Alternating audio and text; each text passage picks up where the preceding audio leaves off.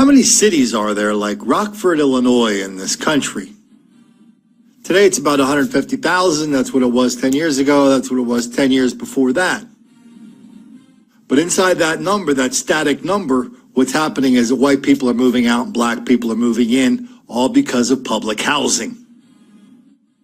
How many cities have we gone to where they're telling the exact same story? Public housing, crime. We just told it a couple days ago with the guy who was at a picnic or a movie theater at night, and all of a sudden 15 black people came, beat the hell out of him, stole his shoes. His dad said he was going to find out who the hell did it, and the dad died of a heart attack a couple of days later.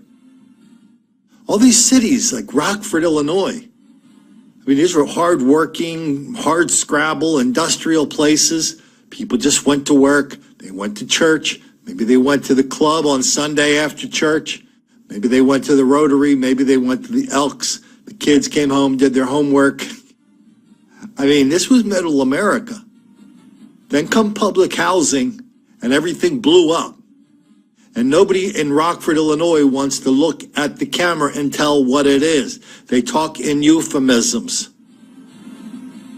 They talk in code. They say we don't like public housing. Well, this week, one of the guys who was who's fighting this new public housing project, they have hundreds and hundreds of units in this town. They're getting ready to open up a lot more. Rockford's about 100 miles from Chicago, 100 miles, Milwaukee, Madison. It's in kind of the middle of this big crossroads.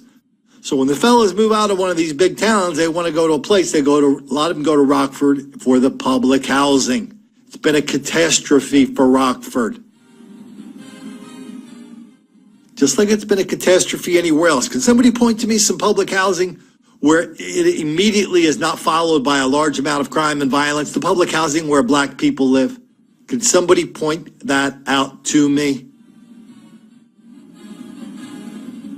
Oh, waiting.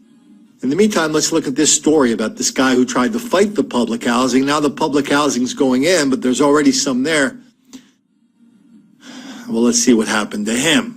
Rockford neighborhood is on edge after a 73-year-old man is attacked in his own driveway. It's the neighborhood near the soon-to-be-completed South Newtown housing project, and the victim was a man critical of it. Greg Cormier talked with him tonight. Greg?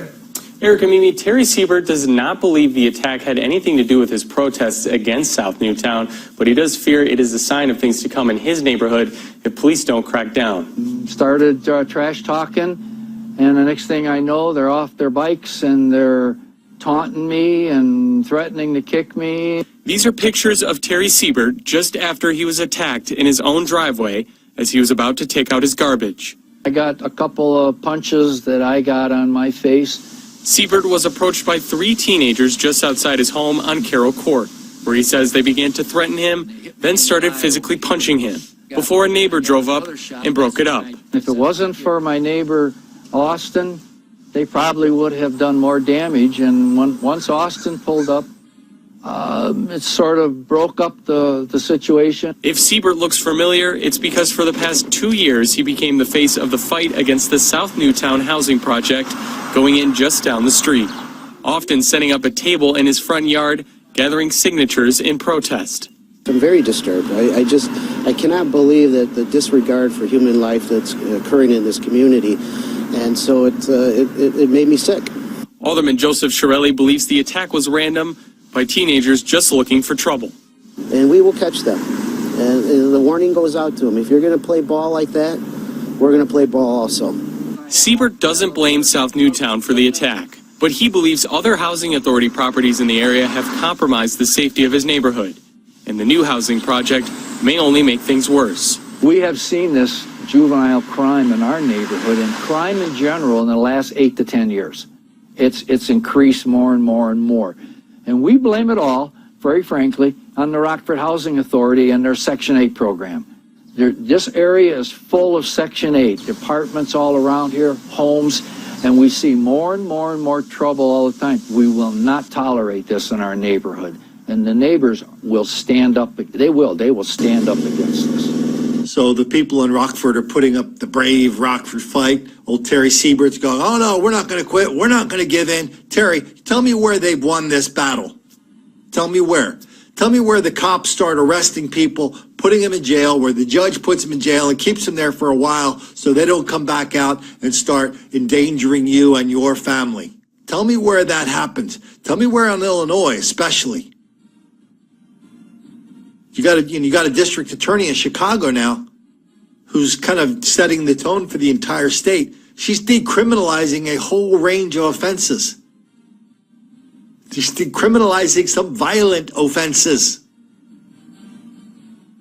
Then we get the alderman going out there going, oh, okay now, yeah, this is like one of these deals. It's like the 17th time, right? He goes, oh, no, 17th time, we're drawing the line. We're not going to take this violence. Not on my watch, not in Rockford. He'll say that until the 18th time, then they go out and say it again, and nobody looks at him, and nobody looks at him to say, dude, you're pathetic. You're losing your town. You're going along with it. You're going quietly, which is the way they want you to go, so congratulations. And you're going along in a way guaranteed not to make the black kids angry.